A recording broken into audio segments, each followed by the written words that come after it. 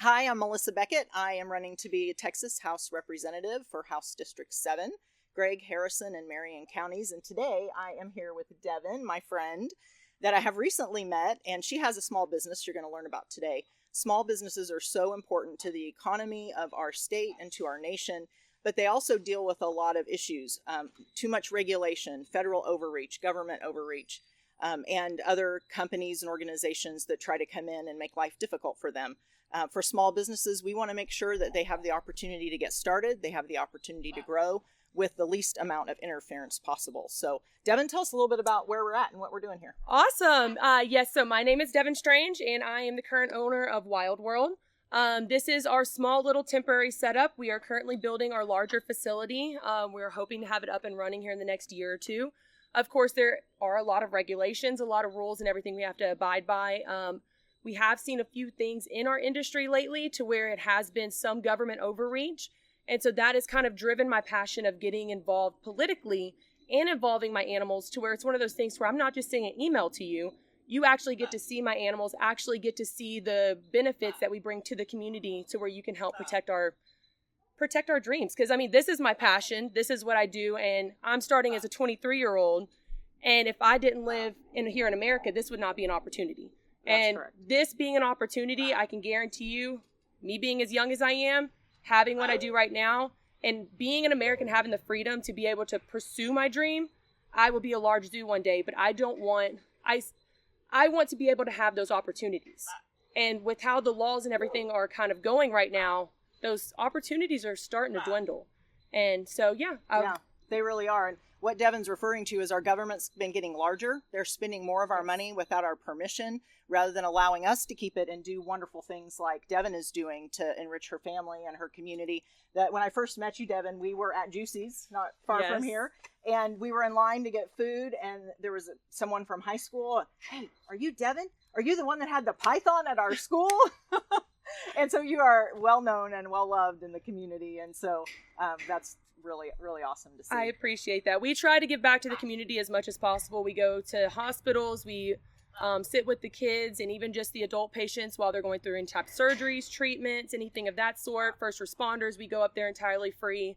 We just try to be a bright light in the community, and that's something that we don't want our government to kind of smother because they are wanting to overreach, and we want to try to get our politicians involved as much as possible whenever it comes to our industry because it's a lot bigger than what you think. Yeah, and I agree with all those things. And look what I'm holding here. I've actually rocked this kangaroo to sleep, I think. So no, maybe not. This right here is a little red kangaroo baby. She is roughly about 7 months old. And she is in this little bag right here. This is a pouch. So this is where she feels safe. These are the animals that we do our animal encounters with. A lot of the times, a lot of our therapy work and a lot of the work that we do with politicians whenever we go and travel and we try to bring more people into the campaigning world and all of that. We just try to add a little extra spice and pizzazz to different things to bring some uniqueness to where it makes you stand out. I know Turning Point actually had us out at one point, and they had the conservaroo, which we thought was super precious. Oh, I love that name. We actually, our conservaroo is right over here, which y'all will meet here in a little bit. Yeah, that's pretty fun. Why don't you take us around and show us some of these animals? Yeah, I would love to. Okay, great. So this right here is Tortellini. He was an owner surrender. Super, super sweet boy. You can tell he does have some deformities in his shell that we are currently working on. Whenever it comes down to people owning these as private pets, which we are for, but one of the things that is kind of a downfall of it is not everybody is educated on their care. So that's another thing we like to do here is educate just the general public when they get exotics how to properly care for them. And so this is one that wasn't properly cared for, but now he's at a facility to where he will be. And he is used as an animal ambassador to where we can educate the general public on how to properly care for these animals to where you don't end up with shell deformities like this. So he helps a lot of tortoises by living here. Isn't that right, Bubba? All right, so this right here is Tango. Tango is actually going to come visit her. So just let him on your shoulder. There you go. You can let go. Oh, you're going to give me kisses. Here, you can let go with her. Yeah, he's just going to sit on your shoulder. Okay, I don't have to hold him. No, he does all the work. Okay. He does all the work. So this right here, he is one of our very special animal ambassadors. They are from South America. This right here is a Coatomundii.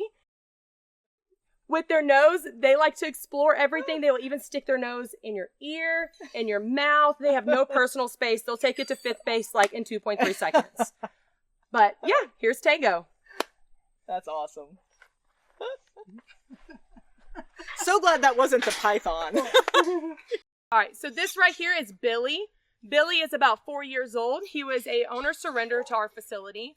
The unique thing about him is he actually started off at a zoological facility, and then he went to private ownership.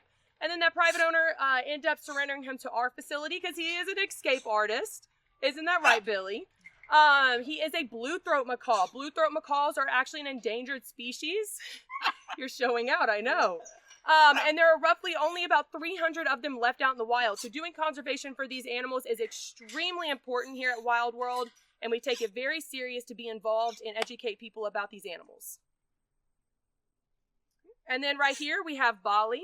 So Bali is a scarlet macaw. Now she is, again, a one-person bird. That happens a lot of the times with these guys. Her previous owner actually wanted to feed her antifreeze because she was living too long. So these birds live to, I know. That's terrible. These birds live to be around 75 years old. She is currently 25. Wow. And so I guess 25 years is too long, isn't it? You're going to outlive me. But we're going to make it. We're going to make it to 70. You have to promise me that. Yeah. You want to wave hi? Sometimes she'll wave hi. Sometimes she won't. Is it new people? Will you wave hi? I'll wave. No? No. Free will. Oh my goodness. She said, I live in America. Yeah, oh, you send right. You send kisses? I appreciate that. But yeah, she's 25 years old, and she does have a long life ahead of her, especially now living here. Her previous owner did feed her sunflower seeds. Sunflower seeds are not good for parrots. They're a good snack occasionally, but we have these guys on a zoo-formulated pellet that we get manufactured from a company called Missouri. That's what a lot of zoological facilities use, and so these guys are all on that diet.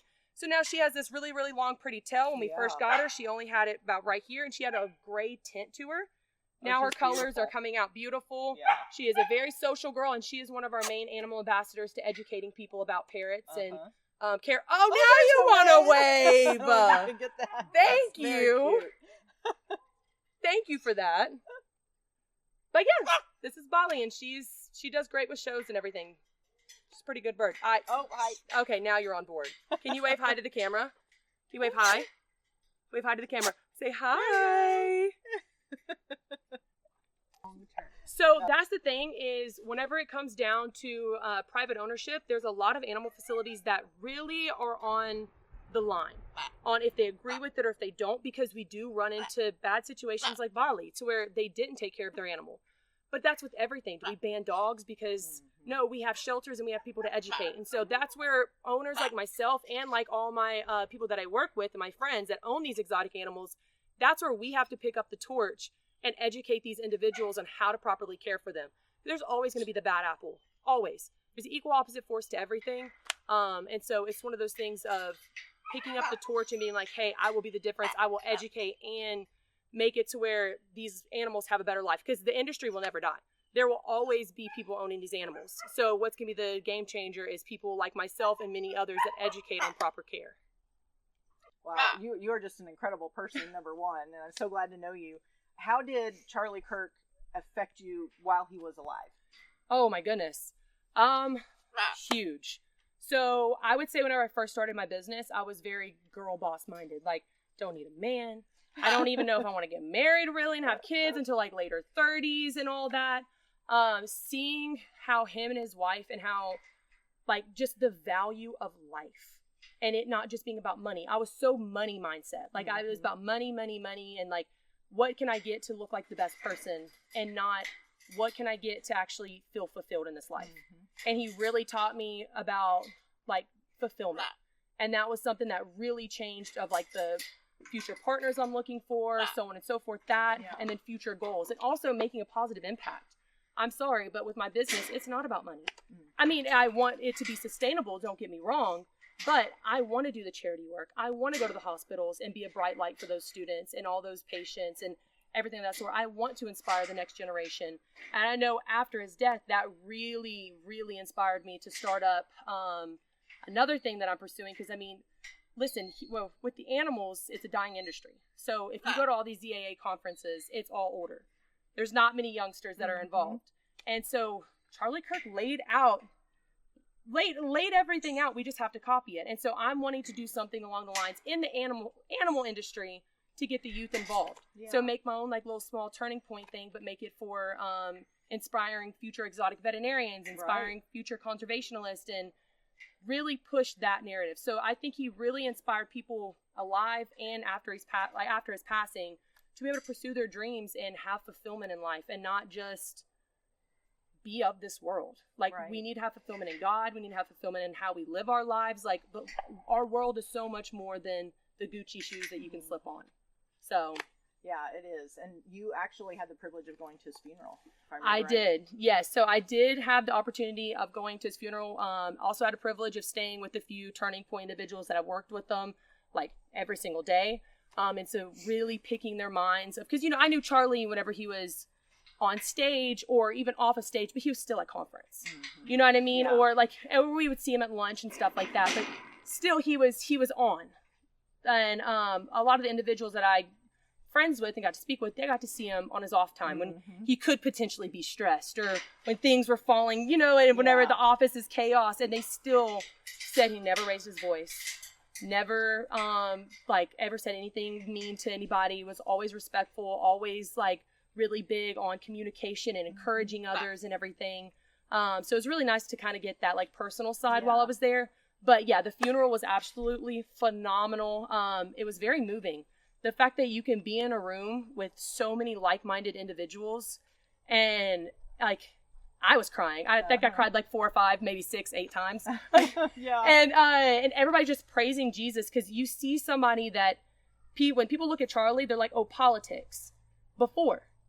But after his death, they see Christianity. They see Christ. They see just positive movement of a good person that lived this world, because we live in such an awful world, that seeing somebody that was able to dodge all that and be stronger than this world and actually live pursuing God and inspiring millions of people to do the same, it's like chill bumps. Yeah. And being in a room of 300,000 people that you see his life positively impact, it makes you want to pick up that torch and be like, yeah, I want to do this. Yeah. That's the legacy I want to leave.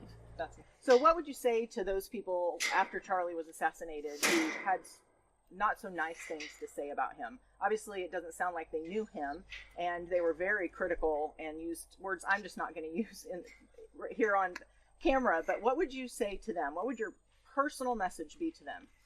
I would really do it more towards a Christian standpoint of we all felt something. And I know me as a Christian, I felt that pull after he passed of just mourning. And if us as Christians felt that, the other side had to feel that too. And they didn't understand how to emotionally cope with that. And so they still felt those feelings, but they turned it towards the negative rather than the positive like we did. Because I'm sorry, his death was felt. Yeah. There was a loss in this world, and us Christians felt it in a different way that they did. And so as us Christians, we need to understand that that's the type of spiritual warfare that we're battling, and to understand that we live in a fallen world and there's going to be evil. We just have to make sure that we don't get in the same basket to where it makes us rot too as well. Right. Because there's a lot of individuals on our side that were attacking those people, but at the end of the day, we should be saying a prayer for them, and also as well as treating them with love, because it doesn't matter, but we can plant the seed. Even them saying all the negative stuff that they're saying and being as evil as they are, our reaction towards them can plant the seed to where 10 years down the line, they can come to Christianity. That's exactly right. And so that would be kind of my input towards that. It'd be more of the Christian stance rather than that. Yeah, no, that's excellent. Thank you. Yeah. Vote for Melissa Beckett in the March 3rd Republican primary. Political ad paid for by Melissa Beckett for Texas.